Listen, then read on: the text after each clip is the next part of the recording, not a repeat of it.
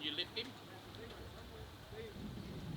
We're lucky that we was learned young from our parents.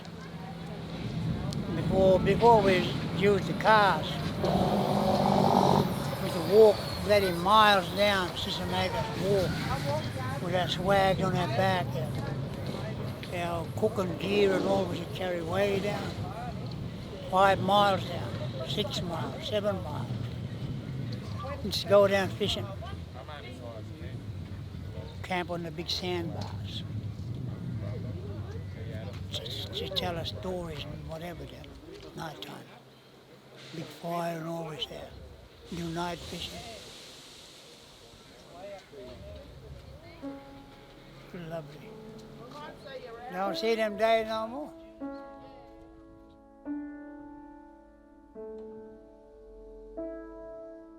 The river has been killed by control, and unfortunately it's taking these crises to sort of begin to almost force a rethink about whitefellow approach to water and land and everything. You know, it's just a real crisis time. On an empty sea, I've loved not enough to make a single enemy. And it's really fascinating how the notion of control rather than relating, dominates whitefella thinking and has for a very, very long time. It's been a dominant, unquestioned necessity. Until we get to the end of the track where we see the effect that it's having on the biggest notions of all, and that's nature. It's, you know, nature is shaking its head and just saying, look, you people really have to have a big rethink because you know, it's not good.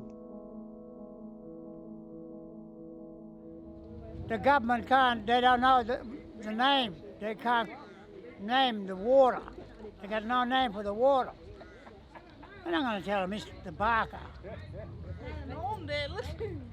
That's the Aboriginal name.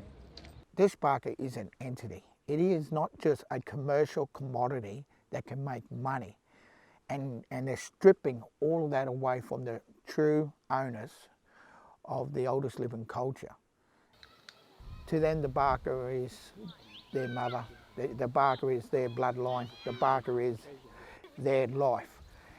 And the Barkindji people in the Baaka, they have been connected for thousands and thousands of years. And that's their identity. And when you see it up and you see the families together, that changes the whole, you know, the whole human soul. We need this Baaka. It's not a want. It's not just that we're all crying out for saying, you know, save, you know, the river. We're talking about saving a part of their life. All those people who have the power to make the decision are not connected to anyone, you know, not connected to this land, not connected to the people. And when I mean people like you and me, you know. Old bottles in the riverbed. And that's what our culture's always been, and that's why we are the oldest living culture, because we are connected to people, we are connected to the land. That's all you need to do, or you need to be a true person. You know, so that's what this country needs to do, connect as true people. Put it somewhere. Doesn't matter if you're black, white, or anything. You connect properly, you're connecting to the human spirit.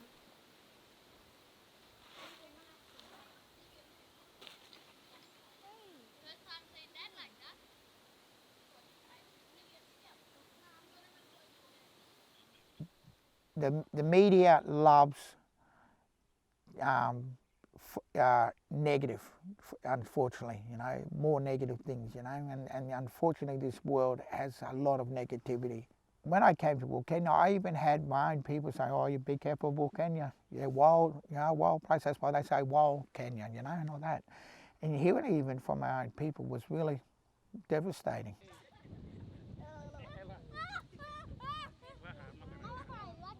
But our people, this is our land, you know, and no matter what's happening, we always connect to our land.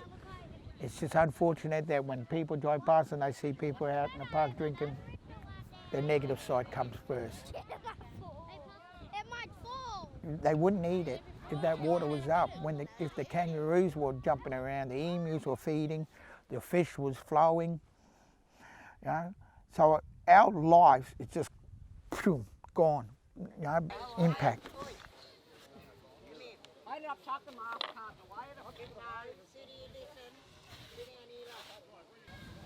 We are social community. We are social people. We love coming together.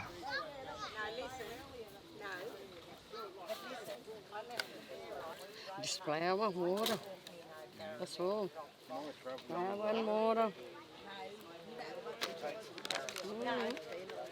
Oh, okay. Just watch me and I'll teach you. Well, I'll take a drink.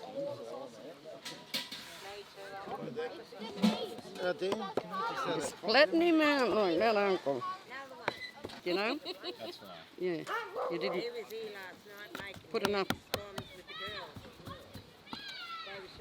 Yeah, and when I put that one because it was hard, sort of. Yeah, you can do that. You don't do that? And we don't actually need saving. We actually just need our basic human rights, you know? Human rights to have this water, you know, that everyone else is stealing from us. Double that, triple it. We are the oldest living culture. We have suffered through genocide. We have suffered through the white policy, the assimilations. We have suffered about this, you know, that we're stuck in this handout mentality. We're stuck in this place where other organisations are coming here thinking that they can save us, you know. We still need water to make these here. We got no water, we can't make it. Yep. Without that there, look behind me, we'll have nothing. We can't cook our kids a feed or nothing. Because we can't afford going to shop buy water. Well, our grandparents brought it here for free.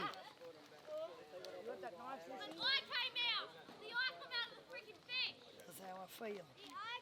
Because while that water was up, you know, everyone was gathered together down at the caravan park and they were having fun. There was yarns. The ladies were cooking Johnny cakes for everyone. You know, that's the connection you get. And once you had that connectivity, you had that enjoyment, you know, things change right, you know, around you, you know, and all that. And we got to keep that connection. Yeah, that's all, guys. Remember Imogen? On the run. One, two. In you go.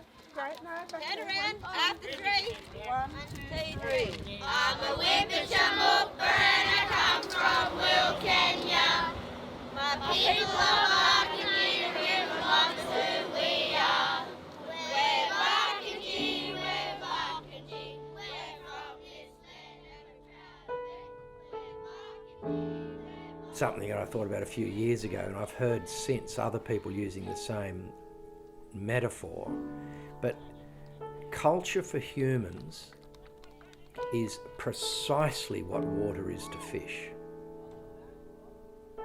It's exactly an equivalent, and fish are unaware of water.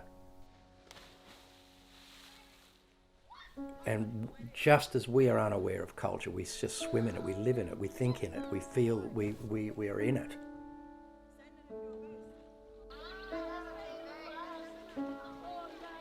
And I've been so lonely. Can I go out with you? Can we go around that way?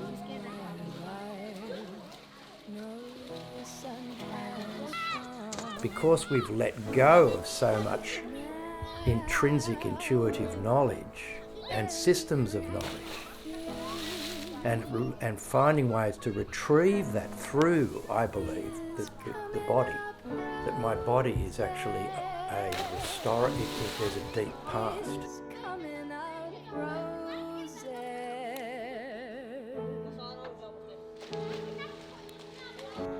I've been But there's this sort of thoughtless lack of depth of connection, and the expectations in our white culture, it's the only one I know well. I can sort of look on at the Aboriginal mob, but their culture's been smashed to bits.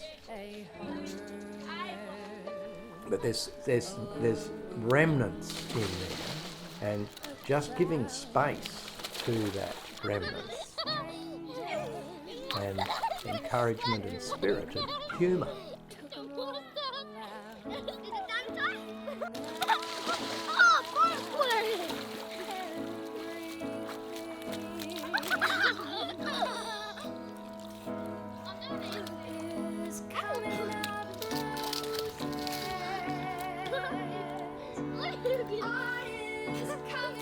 We need people to listen to us, you know.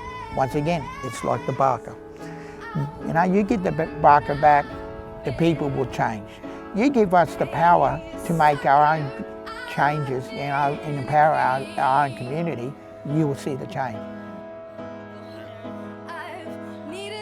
And people have got to wake up and say, you know what, don't come in here and save us, just give back what belongs to the people, you know, and we will make those changes, you know. Oh yeah, but I'm so tired.